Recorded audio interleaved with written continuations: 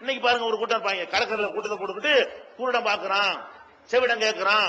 பத்திரிகையில குருடர்கள் பார்க்கிறார்கள், செவிடர்கள் கேட்கிறார்கள், முடவர்கள் நடக்கிறார்கள், இங்க வாங்க எல்லாம் வாங்க. இது பெரிய மேட்டரா? இது ஒரு 2000 ரூபாய் செலவு செஞ்சா நீங்களும் செய்யலாம். ஒரு 2000 ரூபாய் செலவு செய்ய உங்களுக்கு கெப்பாசிட்டி இருந்தால் நீங்களும் குருடரை பார்க்க வைக்கலாம், நீங்களும் செவிடரை கேட்க வைக்கலாம், நீங்களும் முடவரை நடக்க வைக்கலாம். எதுக்கு 2000 ரூபாய்?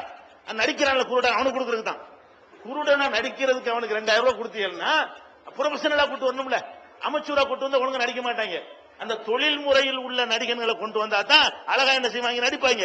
ஒரு 2000 ரூபாடா உனக்கு, நீ குருட மாதிரி நடிக்கணும், இப்படி கையை ஆட்டுவோம், பார்வை வந்தமா இப்ப தெரிகிறது, இப்ப மங்களா தெரிகிறது, இப்ப லேசாக அப்படி அப்படி அப்படி சொல்லணும்.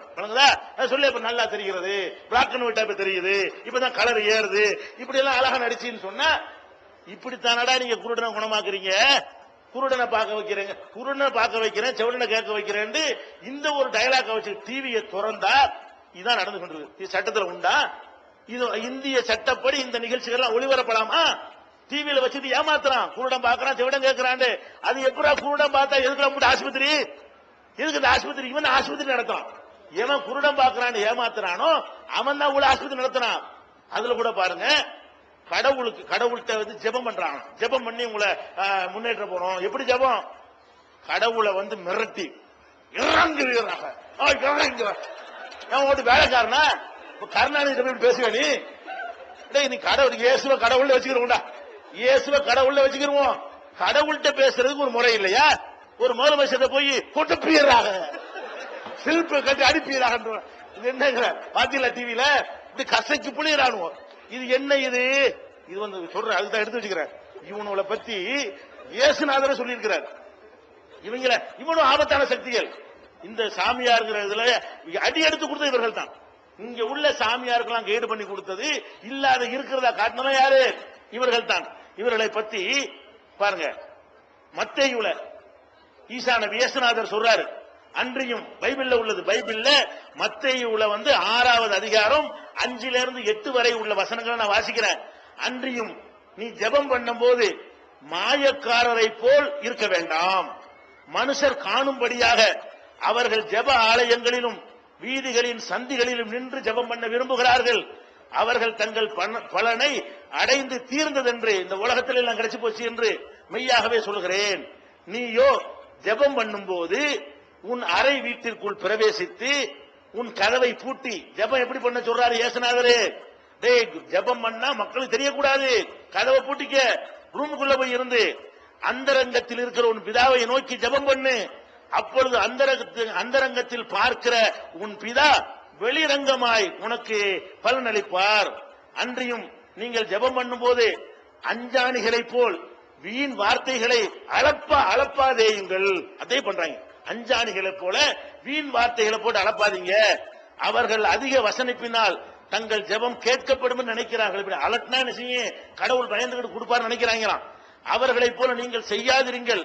உங்கள் பிதாவை நோக்கி நீங்கள் வேண்டிக் கொள்ளுகிறதுக்கு முன்னமே உங்களுக்கு இன்னது தேவை என்று அவர் அறிந்திருக்கிறார். யார் சொல்றா? இயேசு சொல்றதுக்கு இவங்க டிவியில காட்டுற நிகழ்ச்சிக்கு தான் சம்பந்தம் இருக்குதா? இந்திய சட்டத்துக்கு எதிராக இருக்கிறது, இயேசுக்கும் எதிராக இருக்கிறது. கள்ள தீர்க்க தரிசனத்துக்கு எச்சரிக்கையாயிருங்கள். அவர்கள் ஆட்டுத்தோலை போர்த்தி கொண்டு உங்களிடத்தில் வருவார்கள், உள்ளத்திலோ அவர்கள் பட்சிக்கிற ஓநாய்களாக இருக்கிறார்கள் அப்படின்னு மத்தேயுல 7:15 இயேசுநாதர் சொல்கிறார். அதே மாதிரி அந்நாளில் அநேகர் என்னை நோக்கி கர்த்தாவே கர்த்தாவே உமது நாமத்தினாலே தீர்க்க தரிசனம் உரைத்தோம் அல்லவா, உமது நாமத்தினாலே பிசாசுகளை துரத்தினோம் அல்லவா, உமது நாமத்தினாலே அநேக அற்புதங்களை செய்தோம் அல்லவா என்பார்கள். அப்போது நான், இயேசு சொல்றாரு, அப்போது நான் ஒரு காலம் நான் உங்களை அறியவில்லை, அக்கிரம செய்கைக்காரரே என்னை விட்டு அகன்று போங்கள் என்று அவர்களுக்கு சொல்லுவேன். இவங்க எல்லாம் அங்க வந்து பரலோக ராஜ்யத்துக்கு வந்தா நீங்க உனக்கு தெரியாதுடா, நீ யாரும் எனக்கு தெரியாது அப்படின்னு சொல்லிடுவேன் சொல்லி இயேசுநாதர் என்ன செய்யறாரு? சொல்றாரு.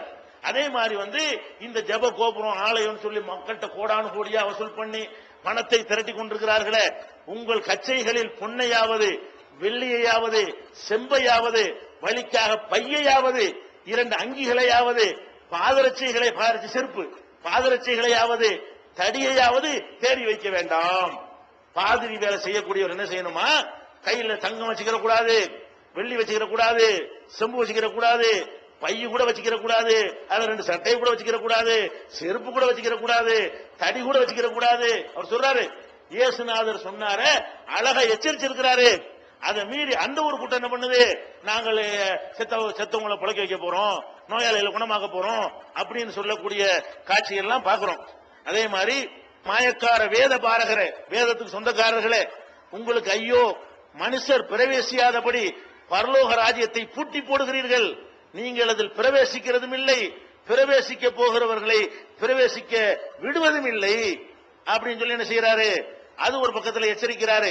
இப்படி நிறைய, அதாவது இயேசுநாதர் இன்னும் சொல்லுவாங்க பாத்தீங்கன்னா, செவத்துல இயேசு வருகிறார், அதோ வருகிறார், இதோ வருகிறார் பாருங்க. இப்படி இவங்களும் சொன்ன மாதிரியே இயேசு சொல்றாரு, இப்பொழுது இயேசு கிறிஸ்து இங்கே இருக்கிறார், அதோ அங்கே இருக்கிறார் என்று எவனாகிலும் சொன்னால் நம்பாதேயுங்கள். இயேசு சொன்னதாக மத்தேயுல 24:23 இருக்கிறது, இதோ அங்கே இருக்கிறார் இங்கே இருக்கிறார் என்று எவனாகிலும் சொன்னால் நம்பாதேயுங்கள். ஏனெனில் கள்ள கிறிஸ்துகளும் கள்ள தீர்க்கதரிசிகளும் எழும்பி கூடுமானால் தெரிந்து கொள்ளப்பட்டவர்களையும் வஞ்சிக்கத்தக்கதாக பெரிய அடையாளங்களையும் அற்புதங்களையும் செய்வார்கள். இதோ முன்னதாக நான் உங்களுக்கு அறிவிக்கிறேன், ஆகையால் அதோ வனாந்தரத்தில் இருக்கிறார் என்று சொல்வார்களானால் புறப்படாதிருங்கள், இதோ அறை வீட்டிற்கு இருக்கிறார் என்று சொல்வார்களானால் நம்பாதிருங்கள். அவங்க ஏதாவது சொன்னா நீங்க நம்பிடாதீங்க என்றெல்லாம் என்ன செய்யறாரு, அடிச்சு நொறுக்கிறார். அதை விட இவங்களுக்கு என்னது, பாதிரியார்கள் பேரு, தந்தைகள் பேரு, போதகர் பேரு, இது மாதிரி எல்லாம் ஒருத்தர் சொல்லிக் கொள்றதுக்கு என்ன செய்யறாரு, உங்களை யாராவது இந்த மாதிரி உங்களை பாதிரின்னு சொல்லிக் கூடாதீங்க, உங்களை தெய்வம்னு சொல்லிக்கிறாதீங்க அப்படின்னு சொல்லி இப்படி பல விதங்களை எச்சரிக்கிறார். இப்ப நம்ம எதுக்கு சொல்றோம்னு கேட்டா, இவர்கள் இதை அப்பட்டமா ஏமாத்துறாங்களா இல்லையா? ஒரு பொதுவான ஒரு நிகழ்ச்சியை நடத்தி குருடர் பார்க்கிறார் என்று சொன்னிய, அதுக்கு என்னடா ஆதாரம் அரசாங்கம் கேட்கணுமா இல்லையா? எப்படி பார்ப்பான்? ஒரு குருடன் பார்க்கறதா ட்ரீட்மெண்ட் மருத்துவத்துல பார்க்க முடியும், கண்ணை கொண்டை வச்சா பார்க்க முடியும், நீ மந்திரத்துல பார்ப்பாங்க, அது எப்படின்னு சொல்லணுமா இல்லையா? அப்ப இதை பத்தி அரசாங்கம் கேட்க மாட்டேங்குது. இன்னும் சொல்ல போனா, இதுக்கு முதல்ல வழிகாட்டியா இருந்தவர் யாரு? வாழ்த்தினகரன் இருக்காரு, அவருடைய தகப்பனார் தினகரன். இந்த தினகரன்கிறவர் தான் நினைஞ்சாரு, குருடம் பாக்குறான், ஜெபிடம் கேட்கறான், அப்படி உங்களுக்காக ஜெபிக்க போறோம், பள்ளிக்கூட பரிச்சை நேரம் வச்சுன்னு வைங்களேன், உங்களுக்காக நாங்க ஜெபிக்கிறோம், எல்லாரும் பாஸ் ஆயிருவீங்க, எல்லாம் பாஸ் ஆகல, நீங்க எல்லாத்துக்கும் தானே ஜெபிச்ச, எல்லாரும் பாஸ் ஆகுறதுக்கு ஜெபிக்குமா, பாதி பேர் ஃபெயில் ஆயிருவான், பாதி பேர் தான் பாஸ் ஆகுவான், இவன் ஜெபி கேட்டாலும் நடக்க போகுது. அப்ப நாங்கள் ஜெபிக்கிறோம் ஜெபிக்கிறோம் எல்லாம் சொல்றானே, இந்த ஆளு இந்த தினகரன் இவரெல்லாம் சேர்ந்து குடும்பத்தோட போயிட்டு இருக்கிறாங்க. குடும்பத்தோட போயிட்டு இருக்கும் போது அவங்களும் இதே மாதிரி போதனை செய்யக்கூடியவங்க, தினகரன், அவருடைய மனைவி, அவருடைய மகள், இந்த தினகரன் பால் தினகரன் தங்கச்சி ஏஞ்சலோ மேரி, இவங்க எல்லாம் வண்டியில போயிட்டு இருக்கிறாங்க. ஒரு ஆக்சிடென்ட்ல எல்லாம் சட்டியா நொறுங்கி போயிட்டாங்க. அதே அவனுக்கு தெரியல, நீ குருடம் பாக்கணும் செவிடம் பாக்கறாண்டி இல்ல, அந்த நிகழ்ச்சி நடத்திக்கிட்டு இருந்தீங்களப்பா, உன் குடும்பத்தார இறந்து போனாங்களே. இந்த தினகரன் எங்க இறந்து போனாரு? அப்போலோல இறந்து போனாரா? முதலமைச்சர் முகமூடி பார்த்தாரு, பாத்தீங்களா இல்லையா? நம்ம முதலமைச்சர் போய் நெஞ்சார் ஆஸ்பத்திரியில போய் முகமூடி போட்டுட்டு போய் பார்க்க போனார். இப்ப நான் என்ன கேட்கிறேன், நீங்கள் உலகத்துக்குலாம் அதை செய்ய போறேன் இதை செய்ய போறேன்னு ஏமாத்துறீங்களப்பா, நீங்க ஏன் உங்க விஷயத்துல நடக்க மாட்டேங்குது, நீங்க ஏன் ஆஸ்பத்திரிக்கு போறீங்க? அப்ப இந்த மாதிரி நம்ம இவர்களுடைய மோசடியும் பிராடும் அப்பட்டமாக வெளிப்படையாக தெரிந்த பிறகும் மக்கள் நம்புறான், அரசாங்கம் கண்டுக்கிற மாட்டேங்கிறான், இவ்வளவு அநியாயம் பண்றாங்கன்னு பார்க்க மாட்டேங்கிறான். இன்னும்